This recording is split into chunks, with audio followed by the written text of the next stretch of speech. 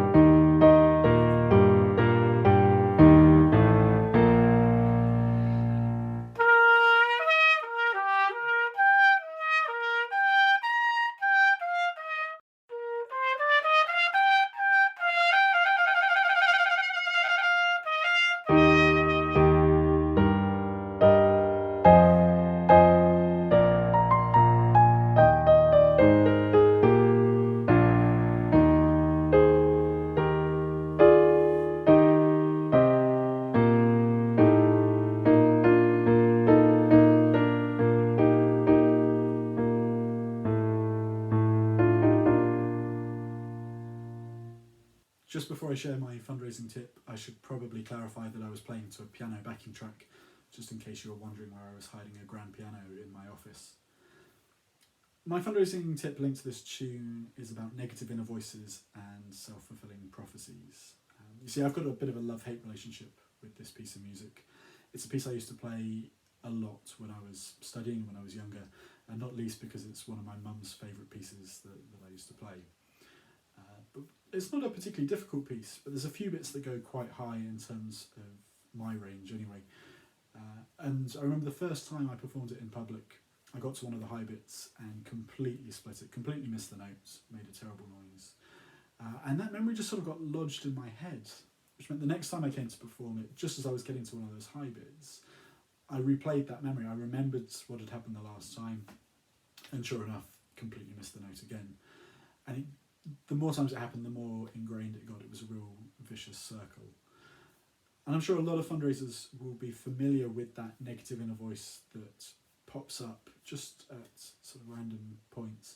It might be linked to a particular supporter or prospect, or it might be around an activity, perhaps making the ask or making a pitch. So I found there were three things that helped me start to overcome that in terms of this piece. The first one was practicing it and just working over the bits that I knew were likely to trip me up as much as possible before performances.